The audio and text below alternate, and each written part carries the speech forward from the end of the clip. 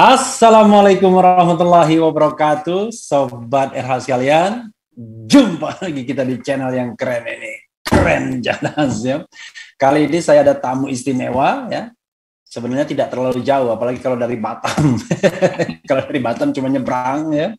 Tapi beliau adalah pengajar ya, Associate Professor di NTU ya, Nanyang Technology University di Singapura.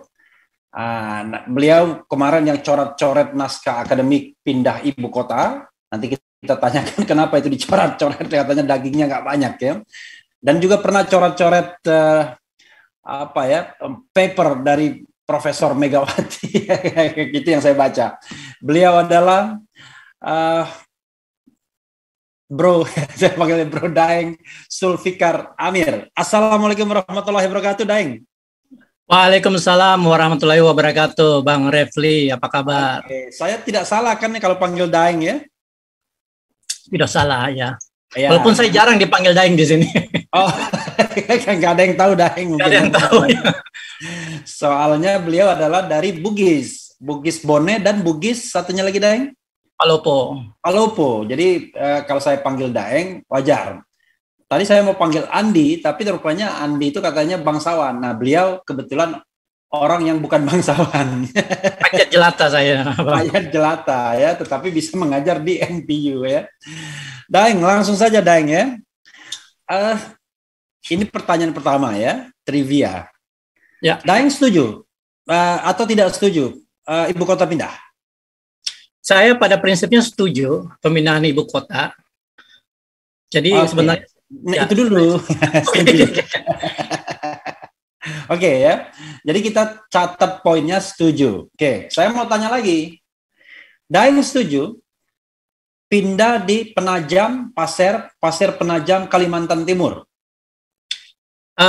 Menurut saya keputusan itu terlalu dini, jadi mungkin terlalu tergesa-gesa, dan karena itu saya kurang setuju.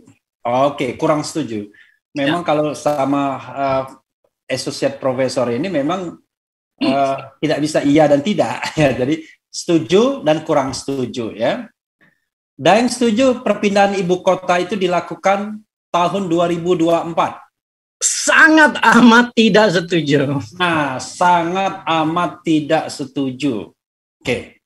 Udah jelas ya. Jadi beliau bukan tidak setuju perpindahan ibu kota, tapi timingnya. Silakan Daeng dielaborasi soal ini, dan itu yang namanya naskah akademiknya yang katanya landasan sosiologisnya gak jelas nih apa. Silakan. Ya, terima kasih Bang Refli. Jadi sebagai seorang sosiolog, saya melihat bahwa pemindahan ibu kota itu adalah hal yang lumrah. Dan ini dilakukan oleh bangsa lain, bangsa Australia, Amerika Serikat, ya, di beberapa negara di Asia. Jadi tidak ada masalah dengan itu. Cuma kita harus melihat bahwa pemindahan ibu kota ini adalah pekerjaan besar, pekerjaan kolektif, pekerjaan masif yang membutuhkan proses dan waktu yang tidak bisa dilakukan secara tergesa-gesa. Karena rencana pemindahan ibu kota ini tidak hanya terkait dengan faktor ekonomi atau faktor lingkungan, tetapi kita bicara tentang bagaimana membangun peradaban Indonesia di masa depan, di mana ibu kota baru itu akan menjadi cermin dan refleksi dari peradaban masyarakat Indonesia atau peradaban bangsa Indonesia. Dan karena itu pengerjaannya itu harus hati-hati, harus cermat, harus profesional, dan harus dengan pemikiran yang mendalam. Karena itu sebenarnya saya tidak ada masalah dengan pemindahan ibu kota dimanapun di lokasi manapun di Indonesia, selama itu dilakukan secara matang, dilakukan dengan cermat. Nah, apakah rencana pemindahan ibu kota ke Kalimantan Timur saat ini dilakukan dengan cermat dan matang? Nah, itu yang jadi pertanyaan besar kita. Gitu. Oke. Daeng, satu pertanyaan susulan ya yang belum saya tanyakan adalah, menurut Daeng memang ke Jakarta sudah tidak layak lagi menjadi ibu kota. Tidak ada upaya untuk katakanlah memperbaiki problem Jakarta, macet, banjir, dan lain sebagainya, problem lingkungan, sehingga kota ini tetap layak menjadi ibu kota? Atau memang itu the only alternatifnya adalah pindah? Nah, kebetulan sekali saat ini saya sedang melakukan riset tentang urban resilience atau ketahanan kota. Dan salah satu kota yang saya teliti itu adalah Jakarta. Jadi selama 2 tahun ini saya bergelimang data mengenai apa yang terjadi di Jakarta terkait dengan masalah sosial dan masalah lingkungan. Dan memang kalau kita lihat Jakarta itu penuh dengan berbagai masalah, kota 1000 masalah kalau bisa saya bilang gitu ya. Tetapi bukan berarti bahwa masalah ini tidak bisa diselesaikan. Bukan berarti bahwa Jakarta itu benar-benar tidak punya harapan sama sekali sehingga bisa ditinggalkan begitu saja, tidak. Justru tanggung jawab pemimpin politik saat ini itu untuk menyelamatkan Jakarta, memperbaiki Jakarta sebelum ibu kota dipindahkan ke tempat lain. Karena kalau misalnya alasan pemindahan ibu kota itu didasarkan pada kondisi Jakarta yang tidak bisa diselamatkan lagi, itu kan sangat ironis, ya kan, meninggalkan kota Jakarta dengan berbagai masalahnya, tapi kemudian sepertinya lari dari kenyataan gitu loh, ya kan. Padahal katanya kalau dia jadi presiden, banjir, macet lebih gampang diatasi. Betul sekali, jadi sangat ironis gitu. Ya, Daeng, karena itu sebenarnya apa kunci untuk memperbaiki Jakarta kalau seandainya kita berpikir ya bahwa kita ingin mempertahankan Jakarta? Karena begini, beda dengan pemikiran Daeng, dari semua survei yang ada, mayoritas masyarakat Indonesia itu tidak setuju dengan perpindahan ibu kota. Termasuk di Refli Harun Channel ini kita iseng-iseng ya buat polling, dari berapa? 16.000 yang sudah masuk, itu yang setuju perpindahan ibu kota cuma 9% saja. Jadi angkanya jomplang banget tuh. Betul. 3% tidak menjawab, sisanya tidak setuju begitu. Dan polling-polling lainnya juga rasanya memang lebih banyak mengatakan tidak setuju. Jadi apa-apa yang harus diperbaiki dari Jakarta kalau kita ingin memperbaikinya? Oke. Nah, kebetulan saat ini saya sedang menulis paper tentang itu, Bang Refli. Oh. Rencananya akan saya submit ke jurnal. Bisa dibocor-bocorkan sedikit. Bisa dibocor-bocorkan sedikit. Jadi intinya begini, kalau kita lihat pembangunan urban di Jakarta selama 45 tahun ke belakang itu memang terjadi penyimpangan yang luar biasa akibat logika neoliberalisasi di dalam pembangunan daerah urban di Jakarta, dan akibatnya banyak infrastruktur yang terbengkalai, banyak ruang-ruang publik yang tidak diperhatikan sehingga kota ini menjadi mengalami komersialisasi yang luar biasa, sementara kepentingan publik itu terpinggirkan.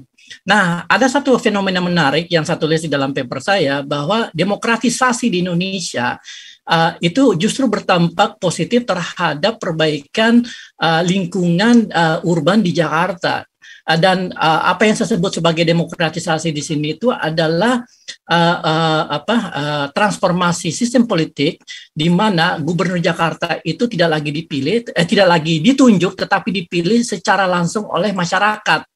Jadi pemilihan langsung itu punya dampak yang sangat positif terhadap perbaikan sistem governance atau sistem pemerintahan di Jakarta, di mana para gubernur yang terpilih itu memiliki motivasi untuk melakukan hal yang terbaik di Jakarta agar mereka memiliki pengaruh politik yang lebih kuat untuk masuk ke level nasional. Dan itu yang terjadi ketika Pak Jokowi masuk ke Jakarta menjadi gubernur. Dalam waktu 2 tahun dia bisa menjadi Presiden Republik Indonesia, dan ini menjadi presiden buat politisi-politisi yang lain. Nah, dampaknya adalah para politisi yang mendapatkan kesempatan untuk menjadi gubernur itu lalu kemudian mencoba memperbaiki berbagai masalah yang ada di Jakarta. Jadi kalau kita lihat demokratisasi dan pemilihan langsung gubernur Jakarta itu punya dampak langsung terhadap kualitas governance Jakarta, dan itu yang terjadi selama 15 tahun terakhir, di mana kita bisa melihat dan mengukur secara subjektif perbaikan sarana publik, transportasi, lalu kemudian permasalahan lingkungan seperti banjir dan udara yang kemudian bisa dikendalikan dengan baik gitu, dan kita bisa lihat terjadi improvement atau perbaikan dari masanya Pak Jokowi, kemudian masanya Pak Basuki, lalu sekarang masanya Pak Anies Baswedan gitu. Lepas dari segala kisruh politik ya, lepas dari segala kisruh politik, tetapi setiap orang yang menjadi gubernur ini itu punya motivasi untuk memperbaiki Jakarta, dan itu bagus menurut saya. Tapi dihitung juga masa Foke, karena Foke juga pemilihan langsung, Daeng. Betul. Itu sebenarnya dimulai dari masa Foke. Sebenarnya kalau kita mau fair, sebenarnya dimulai dari masanya Bang Jos ya. Jadi Bang Jos masuk, dia mulai proyek Transjakarta, itu adalah milestone yang sangat penting buat perbaikan Jakarta. Lalu kemudian dilanjutkan oleh Pak Foke ya. Pak Foke melakukan infrastruktur penanganan banjir, lalu kemudian Pak Jokowi melanjutkan itu dan seterusnya. Artinya kita melihat akumulasi perbaikan yang terjadi karena adanya insentif politik yang positif. Tapi pernyataan Daeng dalam katanya 15 tahun terakhir ini ya, 5 tahun Foke, 5 tahun Jokowi dan Ahok, 5 tahun Anies gitu ya. Sepertinya kontradiksi interminis jadinya dengan keinginan untuk pindah dari Jakarta gitu ya. Gitu. Tadi dan itu satu. Yang kedua, tadi Daeng bicara mengenai perbaikan governance ya. Pengertian governance ini tata kelola pemerintahannya saja atau termasuk aspek-aspek pendukungnya seperti lingkungan yang hidup yang lebih sehat dan lain sebagainya. Ya. Jadi governance ini mencakup tata kelola seluruh pembangunan yang terjadi di daerah urban di Jakarta. Jadi termasuk birokrasinya, termasuk lingkungannya, termasuk sarana publik, transportasi, ruang-ruang hijau dan sebagainya gitu. Jadi ini adalah satu sistem yang terintegrasi, dan kalau kita lihat selama 15 tahun terakhir terjadi perbaikan. Walaupun memang masalah Jakarta itu masih banyak yang masih menimbun banyak gitu ya. Tapi kan tidak bisa kita selesaikan dalam waktu 5-10 tahun gitu. Ini butuh waktu yang panjang. Kenapa? Karena damage yang dilakukan oleh rejim sebelumnya itu lumayan besar, dan ini yang harga yang harus kita bayar. Tetapi saya cukup optimis bahwa Jakarta sudah menuju ke arah yang lebih baik gitu. Ya, paradoks tadi, tiba-tiba idenya pindah ibu kota kalau memang ada perbaikan dalam 15 tahun terakhir. Jadi ya betul sekali Bang Refli. Jadi saya tidak melihat alasan pemindahan ibu kota itu sangat bisa dikatakan rasional hanya karena Jakarta itu mengalami permasalahan yang begitu besar gitu ya. Dan seperti saya bilang tadi, sangat ironis ketika pemerintah pusat gagal memperbaiki Jakarta, gagal membuat Jakarta menjadi lebih baik, tiba-tiba mengambil keputusan untuk pindah. Jadi kita nggak bisa menjadikan permasalahan Jakarta banyak alasan lain yang mungkin bisa diterima secara secara akal sehat gitu jika ingin memindahkan ibu kota. Tetapi alasan-alasan ini harus diperkuat dengan basis akademik yang solid gitu ya, yang valid, sehingga masyarakat juga bisa menerima bahwa pemindahan ibu kota ini memang untuk kepentingan seluruh bangsa Indonesia, bukan kepentingan sekelompok politik, sekelompok elit politik atau sekelompok elit bisnis dan sebagainya gitu. Jadi ini yang harus kita hindari. Oke, Daeng kan baca naskah akademik ya, yang Daeng coret-coret, coret sana, coret sini. Dan tentu tidak hanya sekedar coret, tetapi juga kan di sana apakah ditemukan alasan yang cukup educate untuk kita pindah ibu kota. Paling tidak kan yang namanya naskah akademik, disitulah kita bisa temukan alasan. Kenapa kemudian sebuah tindakan, sebuah undang-undang itu harus diadakan. Apa yang Daeng temukan di sana? Katanya kok nggak ada dagingnya, atau dagingnya lengket sama tulang. Kalau daging lengket sama tulang itu sop konro itu Bang. Konro. Termasuk atau tergantung konro mahal atau konro murah. Konro mahal dagingnya banyak. Nah, betul sekali. Jadi saya kemarin membaca naskah akademik Ibu Kota Negara Baru ya. Walaupun sebenarnya versi lama sudah saya baca juga gitu, sekitar 2 tahun yang lalu. 2019 saya sempat baca juga dan waktu itu tidak terlalu tertarik karena mungkin waktu itu masih draft ya. Jadi saya belum mendapatkan alasan yang kuat gitu kenapa ibu kota harus dipindahkan dari Jakarta. Nah, versi final itu menjabarkan beberapa faktor kenapa pemerintah ibu kota harus dipindahkan, dan penjabaran ini lebih banyak terfokus pada permasalahan lingkungan yang terjadi di Jakarta. Tetapi kemudian seperti saya bilang tadi, alasan pemindahan itu semata-mata karena Jakarta dianggap tidak bisa lagi diselamatkan gitu, dan karena itu tidak bisa kurang kuat gitu, karena akhirnya menunjukkan bahwa pemerintah Indonesia itu tidak mampu menyelesaikan masalah Jakarta dan kemudian memindahkan ibu kota dengan begitu saja gitu. Tetapi secara keseluruhan ya, kalau kita baca naskah akademiknya, kalau kita dari judulnya aja kan naskah akademik. Yeah. Bang Refil kan seorang akademisi, jadi tahu banget lah ya gimana naskah akademik itu seharusnya ditulis gitu. Dan saya sebagai seorang akademisi juga tentu punya rasa ingin tahu, jadi penasaran gitu sebenarnya naskah akademiknya seperti apa sih. Dan harapan saya waktu sebelum membaca adalah bahwa naskah akademik ini adalah sebuah gambaran yang ditulis secara objektif, ditulis dengan landasan akademik yang solid, sehingga kita punya kepastian bahwa pemindahan ibu kota ini tidak hanya masuk akal, tetapi juga gitu. Ketika membaca naskah akademik itu, saya menjadi sangat tersinggung gitu. Ya, saya ngebahas tersinggung. Saya tersinggung membaca itu karena sebuah karya yang diklaim sebagai naskah akademik, tetapi kualitasnya itu seperti Bang Refli juga sudah lihat sendiri, selevel dengan anak S1 tingkat 1 atau tingkat 2 gitu ya. Jadi mestinya naskah akademik yang menjadi alasan sebuah kebijakan yang berbiaya besar, ya kan 400-500 triliun, yang membutuhkan sumber daya yang luar biasa, mestinya kan ditulis secara jauh lebih serius gitu. Jadi harapan saya tadinya naskah akademik itu sama seperti sebuah disertasi S3, sebuah disertasi PhD. Ya kan, di mana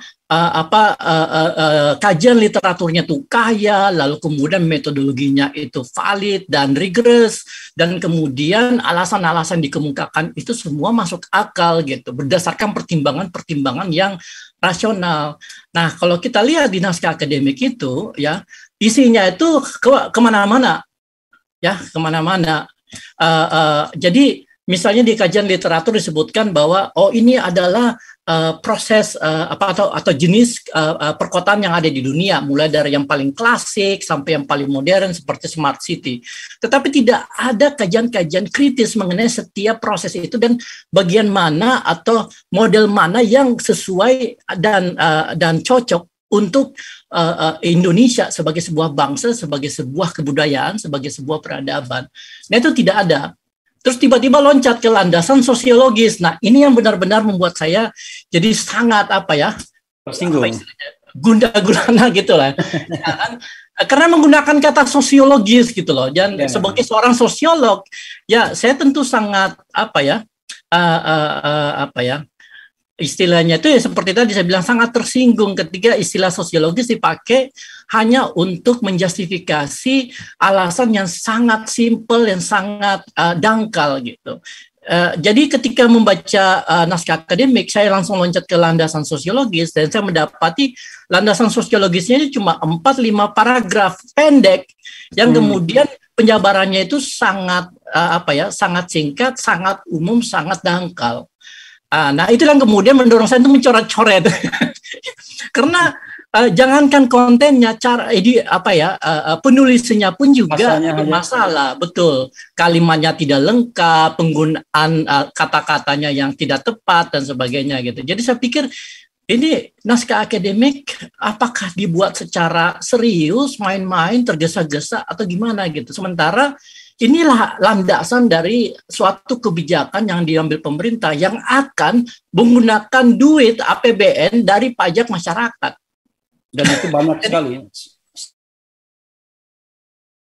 Biayanya sekitar 500 triliun APBN dan APBN akan akan dipakai sebesar 58%, ya, jadi sekitar hampir 300 dan itu biasanya triliun. Kalau proyek begini, kalau anggarannya 500 triliun itu realisasinya 750 triliun tuh biasanya. Benar, bisa berkali-kali lipat bahkan gitu kan, karena kita bicara tentang proyek jangka panjang kan. Ya kan, jadi dan yang membuat semakin tidak masuk akal itu adalah ambisi untuk menyelesaikan, atau bukan menyelesaikan ya, untuk menjadikan ibu kota baru ini itu tempat untuk menyelenggarakan, untuk merayakan kemerdekaan Indonesia 2 tahun ke depan gitu. Jadi perayaan kemerdekaan terakhir di era pemerintahan Presiden Jokowi jadinya kan? Betul. Kalau 2024 kan? Betul. Baik, itu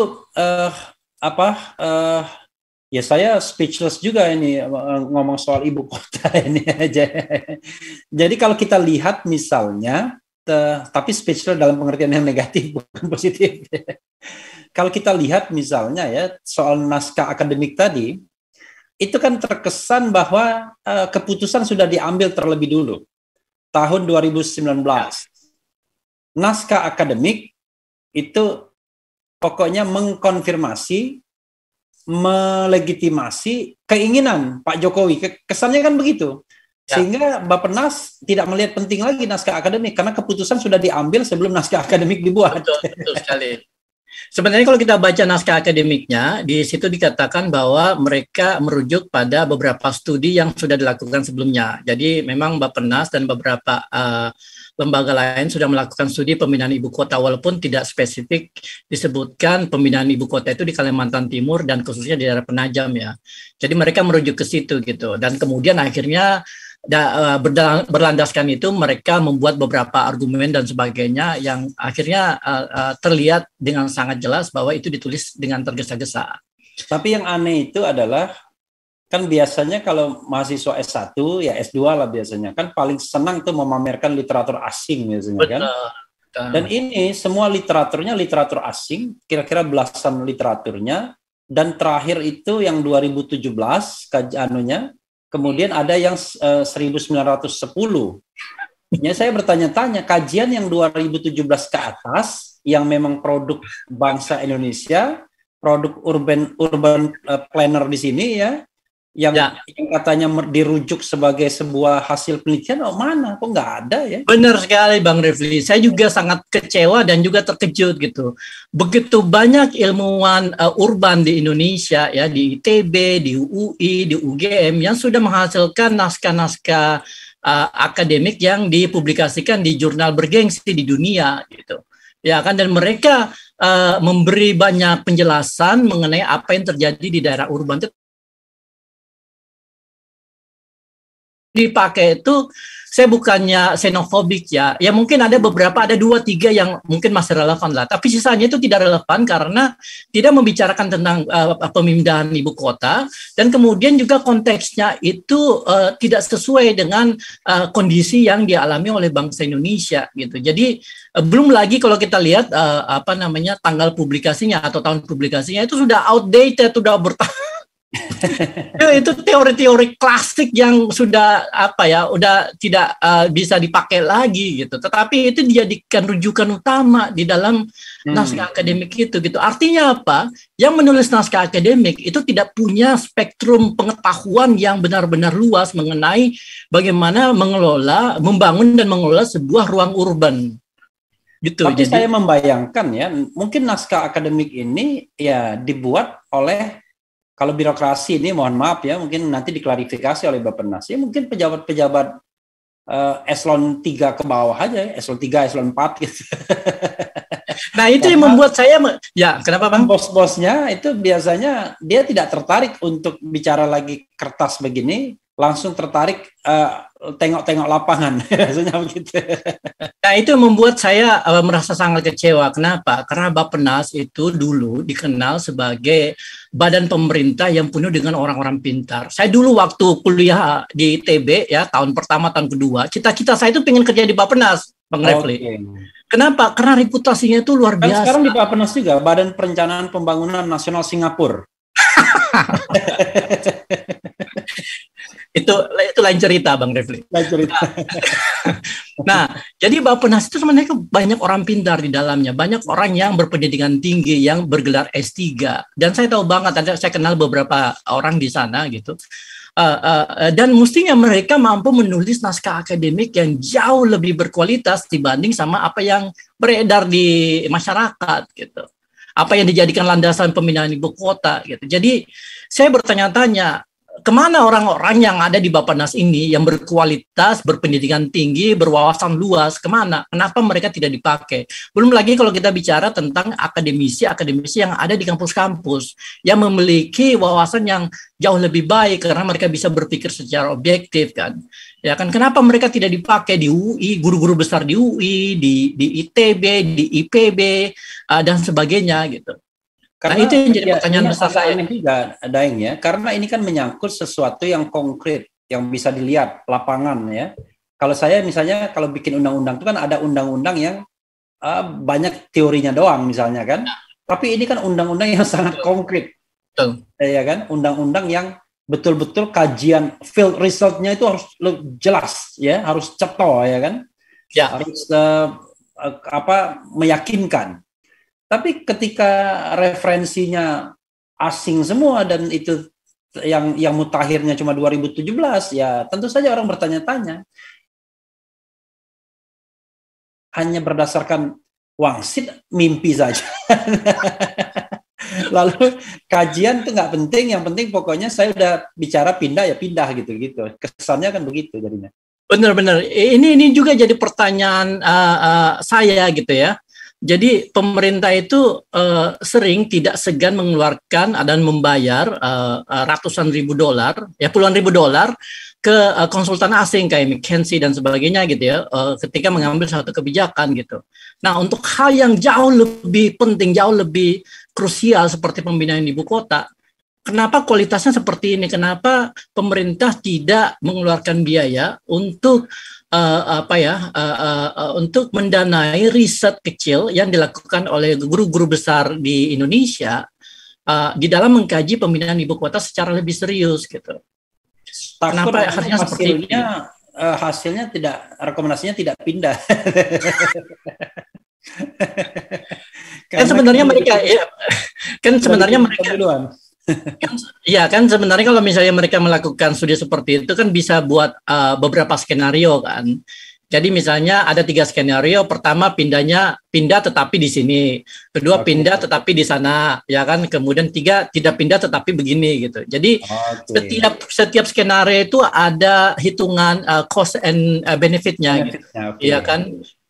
Cost benefitnya, analisisnya. Jadi tinggal pemerintah yang mengambil keputusan politik sebagai pengambil keputusan politik. Oke, saya ambil skenario kedua. Di ranking gitu kan. Benar, betul. Jadi paling tidak kita punya skenario, multiple skenario, beberapa skenario, sehingga kita tahu pilihan-pilihan kita itu apa. Nah, yang terjadi sekarang kan tidak ada pilihan, tiba-tiba loncat, pindah ke Penajam, pemindahan ibu kota 2024 kita gerek bendera di sana gitu. Yang paling aneh adalah perpindahan ibu kota ini kan disebutkan oleh Jokowi tahun 2019. Ya. Dan gerakan-gerakan sudah dilakukan, padahal parlemen, ngomong sama parlemen saja belum, ya kan? Saya kemarin sempat mengatakan harusnya ada izin prinsip dulu dari parlemen, ya kan? Izin prinsip untuk mengadakan studi kelayakan terlebih dulu kan? Betul. Nah, setelah studi kelayakan yakin pemerintah baru mengajukan RUU-nya. Jadi ketika mengajukan RUU itu berarti sudah yakin dengan studi kelayakan yang ada kan. Tapi kan ini kesannya enggak, dia gerak sendiri, lalu kemudian DPR di fait accompli. Benar. Makanya hanya dalam jangka hitungan berapa, sebulan 2 bulan, selesai ini barang. Akibatnya masyarakat ingin judicial review karena dianggap seperti omnibus law ini. Tiba-tiba jadi gitu. Iya, ini undang-undang ajaib memang Bang Refli ya. Jadi terjadi dengan sangat cepat gitu, kita nggak tahu prosesnya seperti apa gitu. Dan ini sebenarnya indikasi bahwa pemindahan ibu kota ini itu lebih karena dimotivasi oleh keinginan untuk meninggalkan legacy, tetapi legasinya itu bersifat Pak Jokowi ingin meninggalkan ibu kota sebagai legasi dia gitu. Padahal kan sebenarnya pemindahan ibu kota itu adalah sebuah proses yang sifatnya kolektif.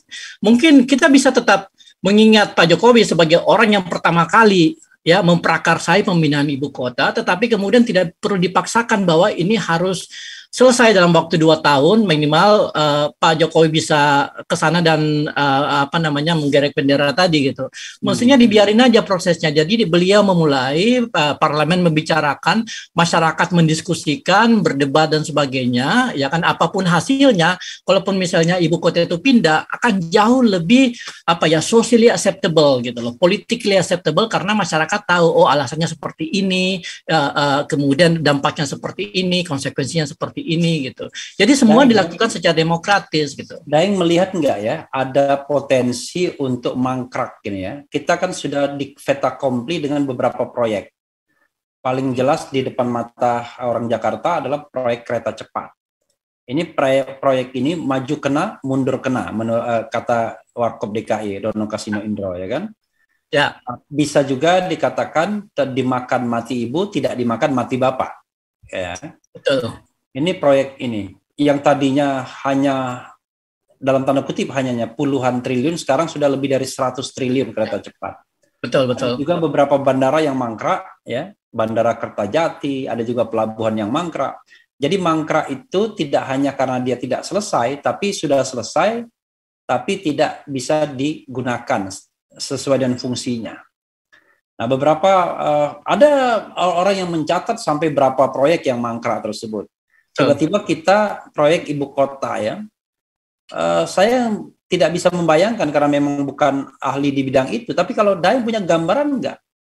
Kalau ini dipaksakan misalnya mau pindah untuk kerek bendera Agustus 2024, sekarang Januari 2022, artinya kita cuma punya waktu 1,5 tahun efektif. Karena kan belum dimulai kan pembangunan yang 2,5 tahun, Bang. Ya. Kita punya waktu cuma 2,5 tahun ya. Karena saya selalu ingat pemilu soalnya. Kalau pemilu itu pendaftaran pilpresnya itu tahun 2023 soalnya. Ya. Jadi selalu menganggap bahwa kalau sudah pendaftaran pilpres sudah selesai masa pemerintahan Presiden Jokowi, orang nggak akan peduli lagi kan biasanya kan. Apalagi kalau sudah ada yang menang nanti pada bulan kira-kira Februari atau Maret atau April 2024. Oke. Ada waktu 2,5 tahun, dan dalam 2,5 tahun itu ada pilpres yang barangkali membuat orang nggak peduli lagi dengan segala kegiatan. Apalagi Pak Jokowi tidak akan terpilih kembali karena tidak akan ikut. Ngeri ya kalau saya membayangkannya.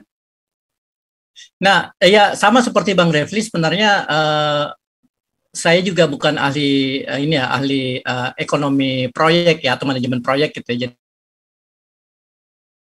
kerakatan dari proyek ini itu seperti apa gitu. Tetapi kalau kita lihat polanya, pola dari pemerintahan sekarang itu ada kecenderungan ke sana emang ya. Seperti tadi Bang Refli bilang kan, misalnya Kertajati yang sudah pernah dikritik orang, karena ini bandara yang sangat ajaib, Bang Refli, Kertajati itu. Di seluruh dunia di mana-mana namanya bandara itu menghubungkan satu kota dengan kota yang lain. Nah, Kertajati itu adalah satu-satunya bandara di dunia yang menghubungkan kota dengan sawah. Gitu. Begitu kita mendarat di Kertajati, bukan kota yang kita tonton, tapi sawah, pamparan sawah gitu. Oke. Dan kalau ada juga bandara Kulon Progo menghubungkan kota dengan laut. Nah itu ya, saya bukan mengolok-olok, tapi itu memang faktanya gitu ya. Makanya tidak ada orang yang mau ke sana gitu. LRT di Palembang juga seperti itu ya kan.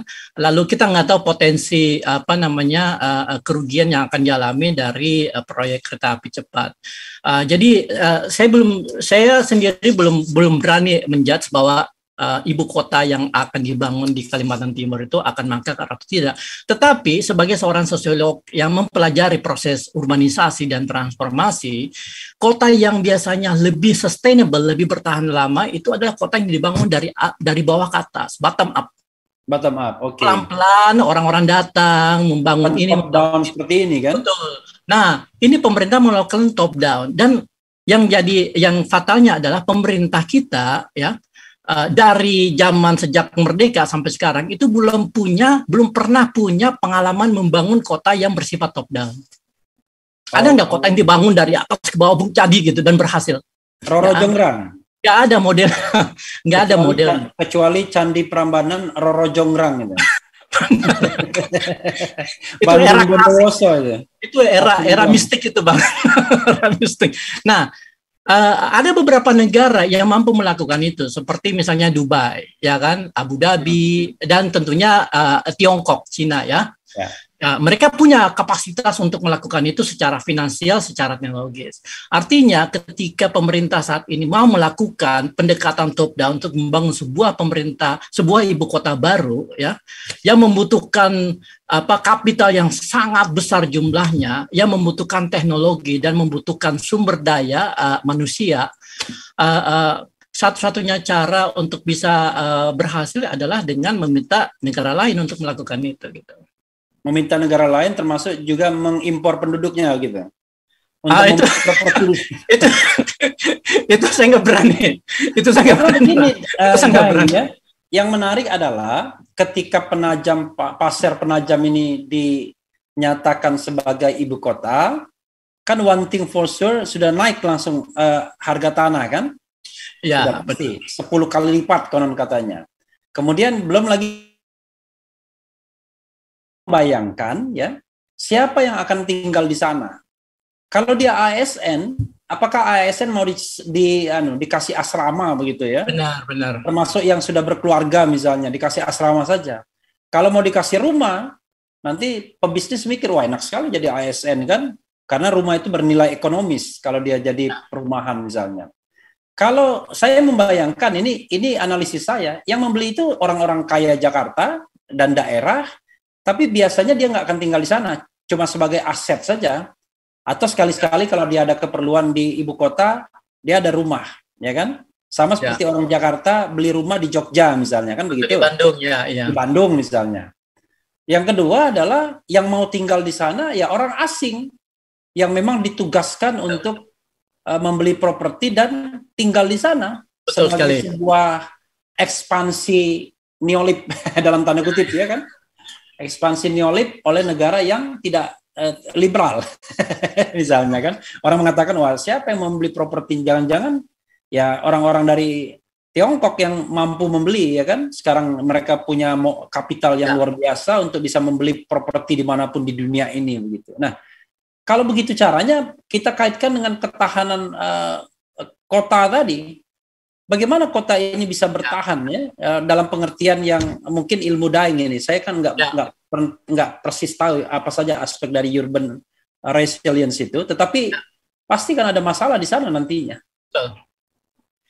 Sebenarnya kalaupun skenario itu yang terjadi, Bang Rifli ya, bahwa orang-orang kaya di Jakarta atau kelas menengah atas Jakarta membeli properti di ibu kota, kemudian orang-orang misalnya dari Melbourne, dari Beijing, dari Singapura juga membeli properti di sana, itu masih mending. Artinya kotanya bisa hidup gitu, berkembang. Yang jadi masalah kalau tidak ada yang membeli. Ya kan tidak ada yang mau membangun dan sebagainya gitu. Tetapi kembali ke pertanyaan Bang Refli, ya urban resilience itu sebenarnya basisnya adalah komunitas. Karena city is a community. Oke, bukan bangunan ya. Bukan bangunan. Kota itu dibangun dari komunitasnya. Nah, komunitas yang hidup di sana, yang kemudian bekerja di sana, yang kemudian menjadikan kota itu sebagai bagian dari identitas mereka. Inilah yang membangun kota itu sebagai sebuah kota yang hidup, yang kemudian memiliki kemampuan bertahan ketika terjadi krisis, terjadi bencana dan sebagainya. Nah, kalau misalnya orang-orang yang tinggal di dalam kota itu adalah orang-orang asing dalam arti bukan orang yang benar-benar tinggal di situ, orang-orang dari Jakarta, ya, orang-orang dari Sydney dan dan sebagainya. Ketika terjadi sesuatu yang mereka dengan mudah tinggalin aja gitu.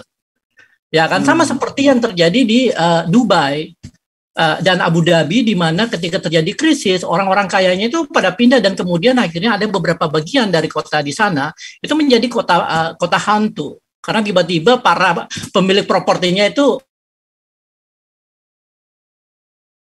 dijual dengan murah dan tapi nggak ada yang beli juga gitu, akhirnya ya mangkrak gitu.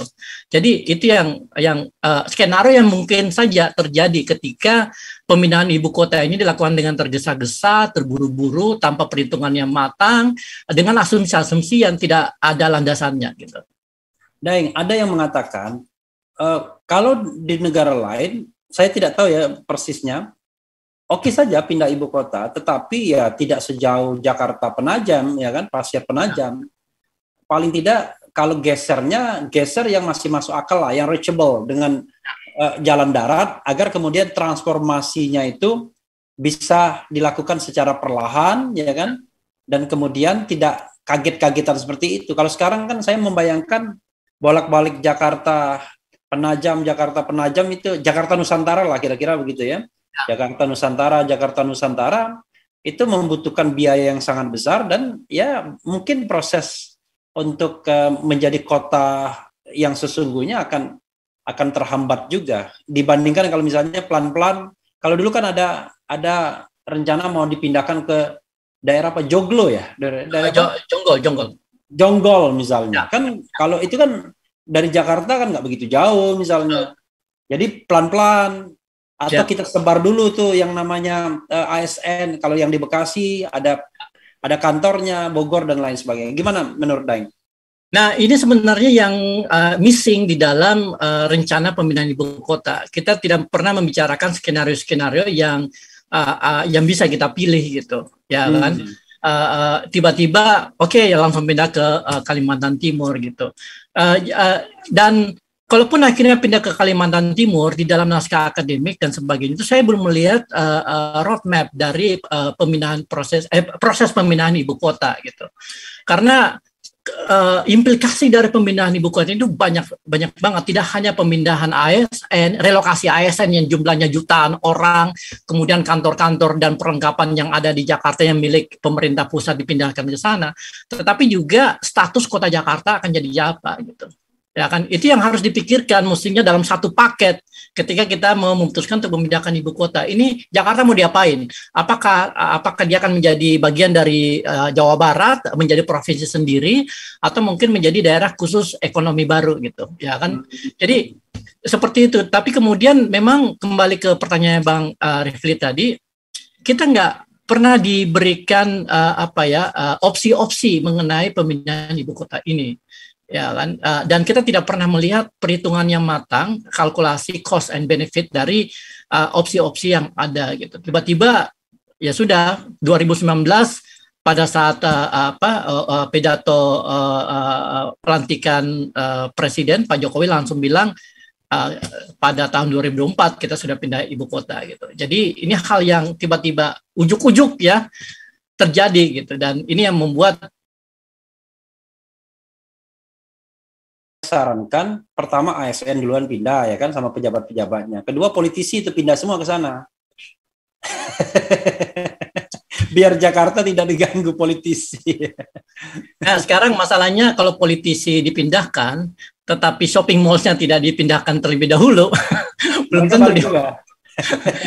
Sebenarnya saran saya sih ya, kalau misalnya memang kita harus pindah dan kemudian kita ingin pemindahan ibu kota ini berhasil, banyak hal yang perlu diperhatikan, termasuk tentunya bagaimana efek dari pemindahan ibu kota ini terhadap pertumbuhan ekonomi secara nasional gitu. Salah satu alasan pemindahan ibu kota ini katanya adalah untuk menjadikan pertumbuhan ekonomi itu menjadi lebih merata. Ya kan?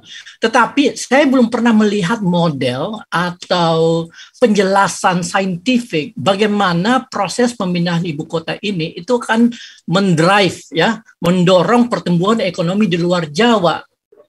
Karena yang kita pindahkan ini kan sebenarnya pusat aktivitas birokrasi, bukan pusat aktivitas ekonomi gitu. Ya kan? Ya, beda kalau misal itu juga yang saya sampai sekarang mikir nih ya. Ya kan buzzer-buzzer Presiden Jokowi kan berpikir begitu juga kan. Wah, ini kita mau meratakan Indonesia. Memang rata dalam pengertian jam terbang ke ibu kotanya rata. Kalau sekarang kan dari Papua ke Jakarta kan betul. jauh sekali dibandingkan Palembang tempat saya ke Jakarta kan. Nah, kalau di Penajam agak tengah sedikit. Jadi ya rata-rata 1,5 jam lah. Iya, tetapi kemudian 80% industri dan institusi keuangan itu masih ada di Jawa. Iya. Ya kan? Artinya kalau misalnya kita mau melakukan pemerataan pertumbuhan di luar Jawa, mestinya sektor-sektor produktif itu juga dipindahkan keluar, ya kan? Sekarang jadi pertanyaan, apakah pengusaha-pengusaha besar yang sekarang ada di Jawa itu mau ikut ke Kalimantan, memindahkan misalnya Jarum Group mau memindahkan markasnya, ya kan? Markasnya ke Penajam misalnya. Ya kan, itu efeknya luar biasa loh kalau misalnya orang-orang yang sudah menikmati Jakarta dengan segala sarana dan prasarananya tiba-tiba disuruh pindah ke sana, headquarternya pindah ke sana semua. Iya, itu sama dengan ini katakanlah sebuah tambang di daerah Papua sana tetap saja headquarternya di Jakarta. Betul. Nggak mau dia di Jayapura. Betul. Akhirnya ya di daerah luar Jawa seperti Kalimantan cuma menjadi tempat pusat ekonomi industri ekstraktif yang membutuhkan tenaga kerja murah, yang mengotori lingkungan dan sebagainya gitu. Jadi tidak ada perubahan yang terlalu sopan yang mengatakan ekstraktif. Pusat eksploitasi. Eksploitasi manusia dan alam gitu ya maksudnya. Yang kekayaannya dibawa ke Jakarta. Betul. Daeng, tadi ada terkesan bahwa Daeng sebenarnya tidak keberatan ya dengan pemindahan ibu kota. Nah, kita ingin bagian akhir ini bicara mengenai skenario. Skenario itu termasuk time frame-nya ya. Dan kalau misalnya mau relokasi jangan Penajam itu terserah. Tapi intinya skenario. Karena tadi kan S sangat tidak setuju. STS tadi kan untuk 2024. Jadi skenario terbaiknya menurut Daeng seperti apa? Menurut saya karena sekarang udah terjadi, mungkin kita mulai dengan proses yang yang lebih istilahnya itu yang lebih natural. Lebih matang, lebih bijak lah ya kan. Kita lihat Penajam seperti apa, kemudian pembangunannya seperti apa, komunitasnya dibangun seperti apa, dan itu biarkan aja berlangsung. Jakarta tetap menjadi ibu kota sampai Penajam itu benar-benar siap secara infrastruktur, secara lingkungan, secara sosial, sehingga ketika ibu kota dipindahkan, ya kan, dia sudah menjadi sebuah sistem yang benar-benar berkelanjutan gitu. Ya kan? Jadi harapan kita mungkin 2045 ibu kota baru bisa dipindahkan ke sana setelah proses pembangunan yang berlangsung 10 sampai 12 tahun. 2045 Daeng ya. Saya udah usia berapa 2045? Sudah 75 tahun saya. Siapa tahu mungkin jadi salah satu pemimpin di Nusantara. Tapi intinya gitu, prosesnya harusnya tidak dilakukan secara lebih kritis, lebih matang, sehingga hasilnya pun itu akan jauh lebih baik gitu. Dan ini bisa kita pelajari dari negara-negara lain seperti Amerika Serikat ya. Pemindahan ibu kota itu berlangsung lebih dari 30-40 tahun dari Philadelphia ke Washington DC. Dan kita bisa lihat Washington DC itu menjadi sebuah ibu kota yang punya karisma. Yang punya karisma, punya daya tarik, dan orang tahu Gedung Putih ya kan, Capitol Hills dan sebagainya gitu. Ya, Daeng mungkin bisa closing statement buat sobat RH sekalian, dan saya tidak membacakan pertanyaan-pertanyaan dari sobat RH. Kita ditonton 1.700 yang orang watching now. Tapi yang tidak watching now mungkin sudah belasan ribu, insya Allah begitu. Dan ini komentarnya banyak sekali, jadi saya tidak bacakan. Dan biasanya komentarnya itu ya selain komentar yang masuk akal dan bisa Oke, silakan closing statement, Deng. Ya, terima kasih Bang Refli. Jadi kalau kita mau berbicara mengenai pembinaan ibu kota, menurut saya proses ini harus dilakukan secara secara matang. Karena itulah yang menjadi faktor yang sangat menentukan dalam keberhasilan pembinaan ibu kota. Jadi kita harus berbicara bahwa pembinaan ibu kota ini sebagai sebuah proses kolektif, sebuah proses yang kolaboratif, sebagai proses yang melibatkan semua elemen masyarakat gitu. Tidak bisa dilakukan dan diputuskan secara tergesa-gesa oleh satu kelompok politik.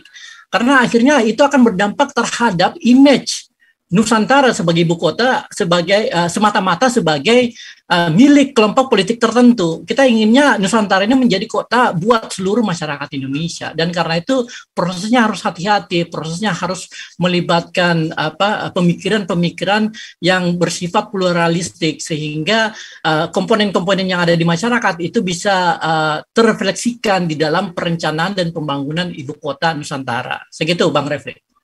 Ya, sahabat era sekalian, itu ya kuncinya ya. Kalaupun mau dilanjutkan pindah ibu kota ke Penajam, Kalimantan Timur ini, prosesnya tidak ujuk-ujuk, dan ujuk-ujuk itu bahasa Sunda ternyata. Jadi prosesnya tidak ujuk-ujuk, tetapi dengan proses yang lebih natural, yang lebih melibatkan partisipasi, sehingga nanti ketika pindah tank mungkin 2045 atau 2040 sebelumnya, misalnya kota itu sudah siap sebagai kota yang penuh dengan ketahanan ya. Itu saja saudara sekalian bincang kita dengan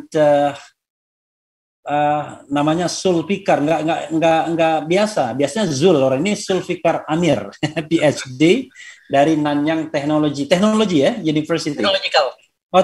Technological University di Singapura, yang asli Indonesia, asli Sulawesi Selatan, tapi tidak dilibatkan dalam proses perencanaan pembangunan ibu kota baru. Terima kasih, Deng. Assalamualaikum warahmatullahi wabarakatuh. Terima kasih banyak Bang Refli. Waalaikumsalam warahmatullahi wabarakatuh. Waalaikumsalam warahmatullahi wabarakatuh. Oke.